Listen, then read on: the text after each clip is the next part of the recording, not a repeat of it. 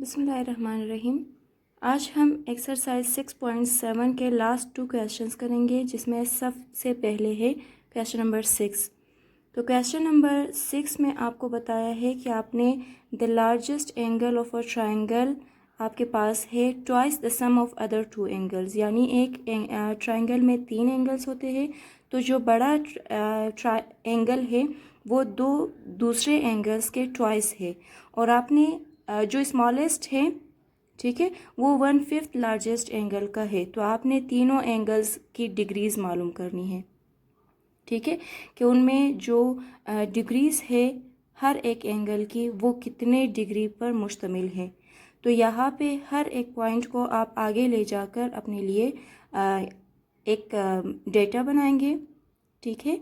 तो उसके बाद फिर उसी डेटा को आप सॉल्व करेंगे कि वो किस तरीके से आपका आंसर बनेगा।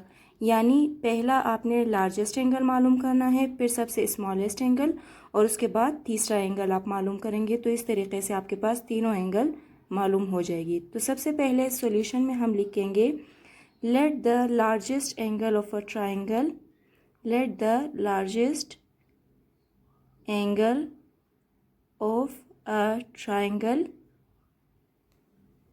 Equals to x। इसी के नीचे हम लिखेंगे sum of other 2 angles equals to y, यानी दोनों एंगल का जो सम है वो हम बराबर लेंगे y के। अब हमें क्वेश्चन में क्या दिया गया है, according to the given condition, according to the given condition हम लिखेंगे x plus y equals to 180 degree. हमें मालूम है कि 3 डिग्रीज मिलकर 180 डिग्री बनती है, तो इसको मैं नाम दूंगी 1 का।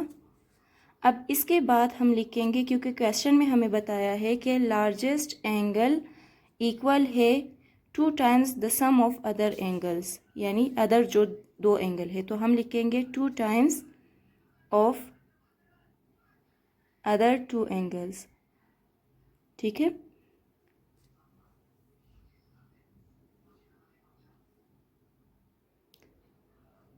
सॉरी, यहाँ पे 2 times of the sum of other 2 angles हम लिखेंगे।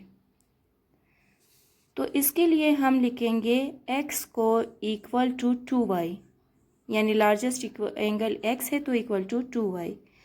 अब आप देख सकते हैं 2y को मैं दूसरी तरफ लेकर आई हूँ, तो -2y, और इसको मैं नाम दूंगी इक्वेशन 2 का। अब क्योंकि इक्वेशन 1 एंड 2 इक्वल है, तो हम लिखेंगे सब्ट्रैक्टिंग इक्वेशन 2 फ्रॉम 1, या सब्ट्रैक्टिंग इक्वेशन 1 एंड 2 हम इजीली इस तरीके से लिख सकते हैं, ठीक है। अब मैं इक्वेशन 1 लिखूंगी पहले 180 degree, equation 2 x minus 2y is equal to 0। क्योंकि सब्ट्रैक्शन करना है तो plus converted to minus, minus convert होगा प्लस में, और इसका भी माइनस में कन्वर्ट होगा। तो x और x cancel, 2y plus y is equal to 3y, और 180 डिग्री आपके पास आ चुका है।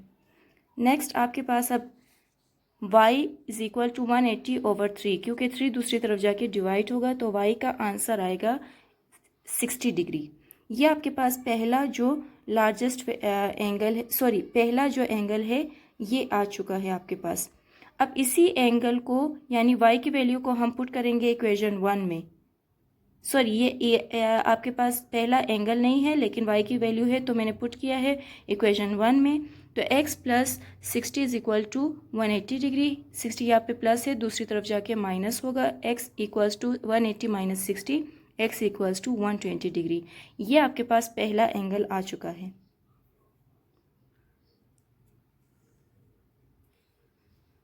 अब आप लिखेंगे largest angle equal to x equals to 120 degree. ये पहला एंगल है आपके पास। इसी तरीके से क्वेश्चन में हमें बताया गया है कि स्मॉलेस्ट एंगल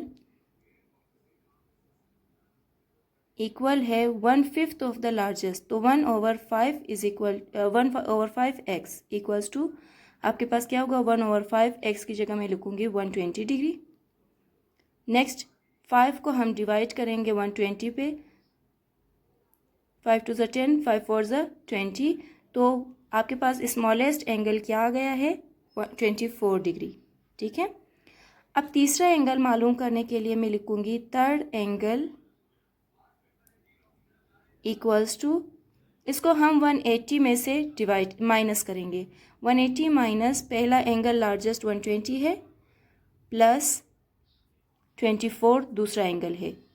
तो अब 120 और 24 को प्लस करके फिर 180 में से माइनस करेंगे। 180 डिग्री माइनस दोनों को प्लस करेंगे तो 144 डिग्री। अब इन दोनों को माइनस करेंगे तो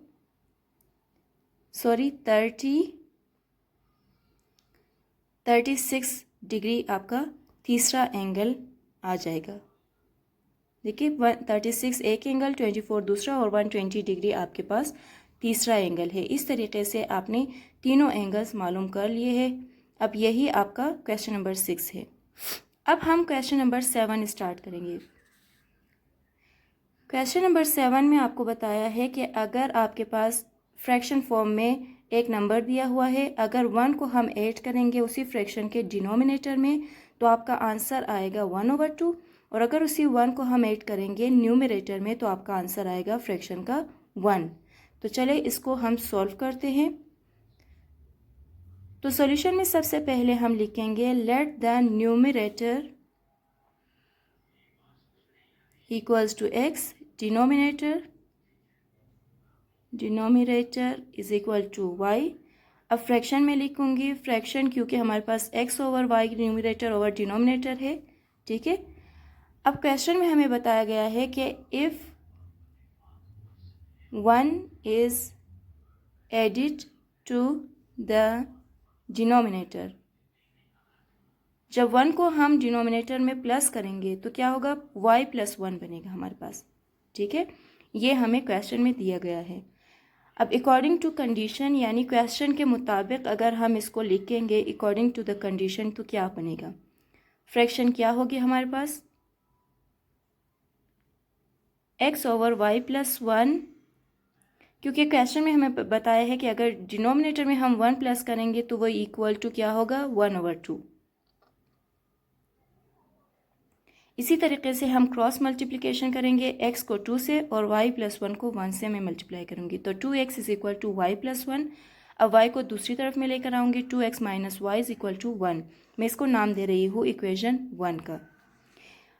नेक्स्ट हमारे पास क्वेश्चन में हमें क्या बताया है कि if 1 is added to the numerator, यानी न्यूमरेटर में अगर हम 1 प्लस करेंगे तो वो x + 1 बनेगी, क्योंकि न्यूमरेटर x है हमारे पास।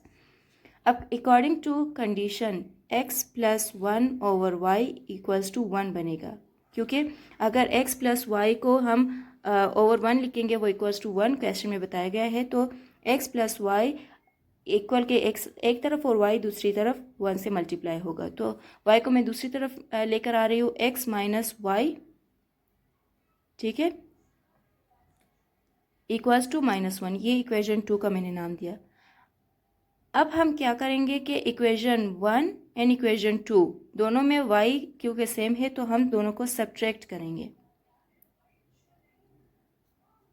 दोनों को सब्ट्रैक्ट करते हुए मैं लिखूंगी सब्ट्रैक्टिंग इक्वेशन 1 एंड 2। इक्वेशन 1 है 2x - y equals to 1, equation 2 है x - y इक्वल्स टू -1। तो माइनस कन्वर्ट होगा प्लस में और प्लस कन्वर्ट होगा माइनस में, क्योंकि सब्ट्रैक्शन का फॉर्म है। तो y कैंसल, 2x में से x को मैं माइनस करूँगी, x ही रहेगा। अब यहाँ पे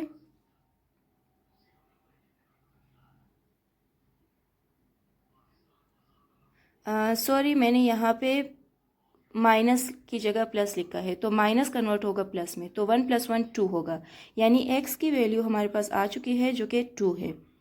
अब इसी x को हम पुट कर सकते हैं इक्वेशन 1 में, तो मैं लिखूँगी put x is equal to 2 in equation 1। तो x 2x minus y is equal to 1, फिर x की जगह मैंने 2 लिख दिया, 2 2 ज़ो 4 minus y is equal to 1। 4 को मैं दूसरी तरफ लेकर जाऊंगी या माइनस वाई को, तो मैं माइनस वाई यहीं पे रहने दूंगी, y 4 को दूसरी तरफ लेकर जाऊंगी, तो इसका आंसर आएगा -3। माइनस माइनस से कैंसिल और y इज इक्वल टू 3 हो चुका है। तो इस तरीके से आपके पास x और y की वैल्यूज़ आ चुकी है और एक्सरसाइज 6.7 भी कंप्लीट हो गया है।